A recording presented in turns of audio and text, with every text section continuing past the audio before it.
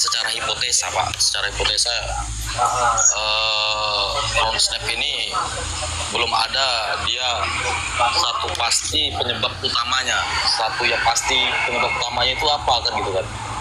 Banyak dia hipotesanya, dugaan-dugaannya crown snap ini terjadi. Salah satunya yaitu tadi kelebihan unsur hara. Maksud Pak Planters ini mungkin kelebihan unsur hara ketika dia tanaman itu kelebihan unsur hara N ya.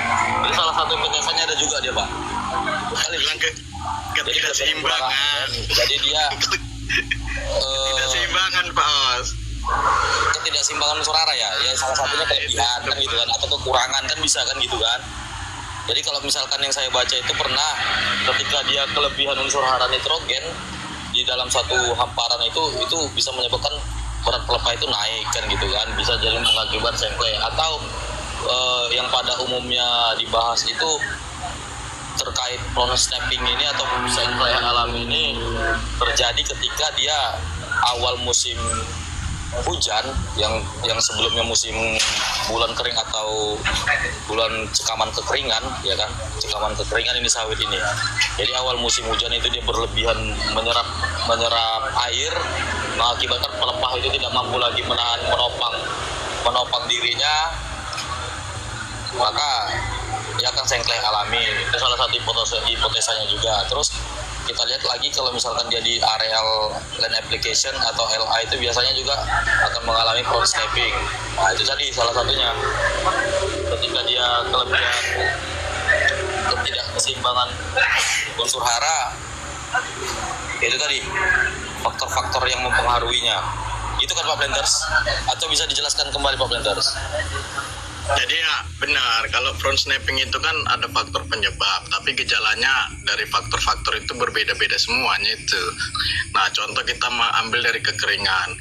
Nah biasanya crown snapping karena kekeringan, dia bukan patah dulu, tapi lebih kuning dulu baru patah.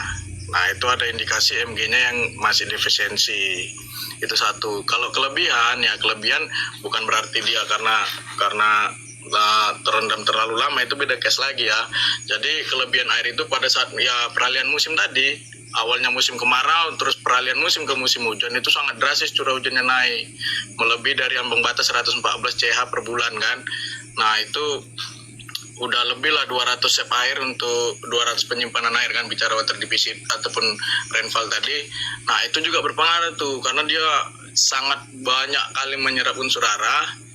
Terus dia karena basah dibantu lagi karena angin, dia bisa jadi front snapping. Nah itu biasanya dia bukan kering dulu tapi hijau. Itu yang pertama. Yang kedua, bisa juga front snapping karena ketidakseimbangan hara ya, bukan kelebihan, ketidakseimbangan. Jadi antara N per K dengan tanda kalau ada white stripe, ada pelepas sengklek, itu salah satu penyebab. Ya memang semua itu masih menjadi dilema ya, apa sih yang harus kita lakukan ya, kita tinggal lihat aja kenapa di area satu lagi ada kelebihan dari potensi juga berpengaruh ke crown snapping loh. Itu ada juga artikel yang mengatakan itu dan juga dibuktikan. Jadi contoh deh nih, potensi di area tersebut dia cuma 35 ton, tapi dia bisa satu blok ya, bukan semua.